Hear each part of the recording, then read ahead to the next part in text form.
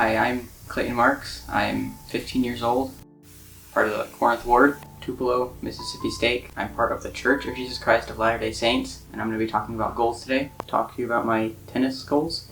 I had a goal to get better at serving in tennis. I did get better at that. I went from being able to hit 20% of my serves in to 85, more like. I'm really glad that I had that as a goal because it was something. I like tennis. I like playing tennis a lot. Another goal that I had was reading the scriptures, finishing the Book of Mormon. I didn't finish that. I'm gonna continue on that this year. I wanted to find some friends to play my favorite game, Stellaris, with. I couldn't find anyone. It helped me. I'm really glad that I did it because it showed me what my friends are into.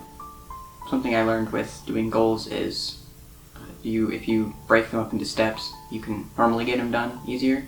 There was a study that some scientists did that they found that people who said that they just wanted to lose weight didn't do it, but people who said like specific activities, they like actually lost weight, and that was their big goal.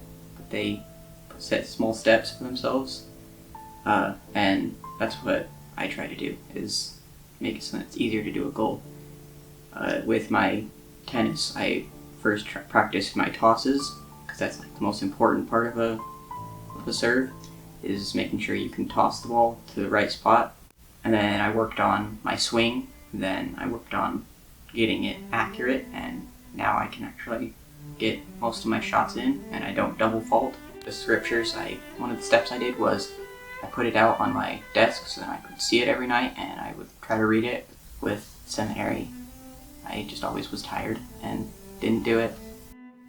Some suggestions that I have for new youth are setting steps for your goals, and making sure that it's something manageable, not like set a goal like I want to be more healthy. It just makes it so then you can actually get that goal done. Like in the scriptures, it always says small and simple steps, and the story, the tortoise and the hare was always trying to win by being as fast as he can, and the tortoise just took it slow and steady. So some more advice I have for new youth: pick goals that are important to you, or things that you want to be important to you. Like for me, my tennis, I like playing tennis, and I want to be able to actually play games with people that are good at tennis. My reading the scriptures, I want it to be important to me, but it's not as important as I know it should be. So picking goals that are important to you is important. Setting goals to improve on the talents you already have, like for me, I'm really good with building, and I like building with Legos. I built like this. You see it? I built this without instructions, and it's a final order Star Destroyer. And then I've also built this. You probably know what this is just by looking at it. It's an X-Wing. And I built both of those without instructions.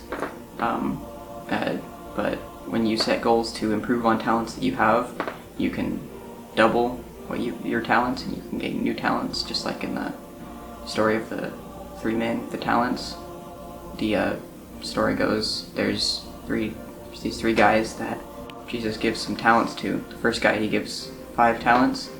The second guy, he gives 3 talents. And the last guy, he gives 1. And the first guy, he goes and he uses his talents and he doubles them, and then he has 10.